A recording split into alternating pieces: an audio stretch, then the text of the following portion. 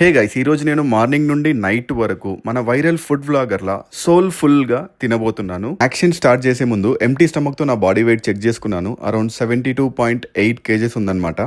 ఈ రోజు Sunday and మధ్యాహ్నం ఆల్మోస్ట్ 12 అయింది. ఫస్ట్ మీల్ కోసం అయితే రామేశ్వరం కెఫేకి వెళ్ళాం. అక్కడికి వెళ్ళి ఫస్ట్ ఒక ప్లేట్ గీ పొడి ఇడ్లీ వేసేసా. తర్వాత జాక్ ఫ్రూట్ కేసరి బాత్ తిన్నా.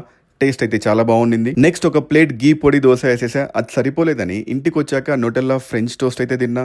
తర్వాత మన బండి వాటర్ వాష్ చేపించేసి చిన్న నాప్ వేసా. నెక్స్ట్ ఫ్రెండ్స్ తో బయటికి వెళ్ళి ఒక కప్పు ఫిల్టర్ కాఫీ తాగా. తర్వాత చాట్ సెంటర్ లో ఒక ప్లేట్ చీజ్ మసాలా పూరి, ఒక ప్లేట్ చీజ్ ఆలూ శాండ్విచ్ అయితే తినేసా. ఇంటికి వచ్చి మేఘనా ఫుడ్స్ నుంచి ఒక ప్లేట్ బిర్యానీ రైస్, ఒక ప్లేట్ చికెన్ లాలీపాప్, ఒక ప్లేట్ చికెన్ ఫ్రై అయితే ఆర్డర్ పెట్టుకున్నా. ఇదైతే నేను కంప్లీట్ గా తినలేకపోయా. టేక్ అవే కాబట్టి క్వాంటిటీ చాలా ఎక్కువ వచ్చింది. సో ఒక 20% రైస్ మిగిలిచ్చేసి పీసెస్ మాత్రం కంప్లీట్ గా తినేసా. ఒక 2 hours తర్వాత ఆకలిస్తే పొద్దున్నే సోక్ చేసి పెట్టుకున్న ఓట్ మీల్ అయితే వేసేసా. ఇందులో oats, whey protein, nuts, fruits అన్ని ఉన్నాయి. ఒక 800 క్యాలరీస్ దాకా ఉంటుంది. ఈ మీల్ అయ్యాక నా పొట్ట అయితే ఒక బలూన్ లా ఉబ్బిపోయింది. ఇంత ఎక్కువ ఫుడ్ నా లైఫ్ లో నేను ఎప్పుడు తినలేదు.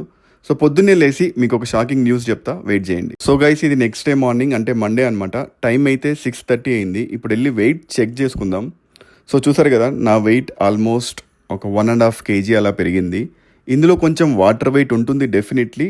బట్ టెక్నికల్లీ ఒక పర్సన్ 1 kg ఫ్యాట్ పెరగాలంటే మెయింటెనెన్స్ క్యాలరీస్ కంటే 7,700 క్యాలరీస్ ఎక్కువగా తినాలి.